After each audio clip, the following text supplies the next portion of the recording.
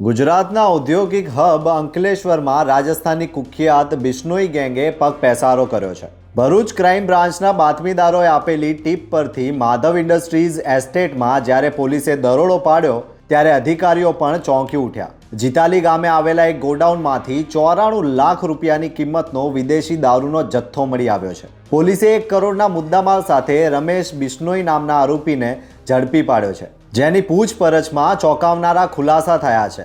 Industrial એસ્ટેટમાં godown ભાડે રાખીને Bishnoi gang ગુજરાતમાં દારૂનું નેટવર્ક ફેલાવી રહી હતી। હાલ સુરેન્દ્ર બિશ્નોઈ સહિત 8 આરોપીઓને વોન્ટેડ જાહેર કરવામાં આવ્યા છે। શું આ નેટવર્કના તાર અન્ય કોઈ મોટા માથાઓ સાથે જોડાયેલા છે?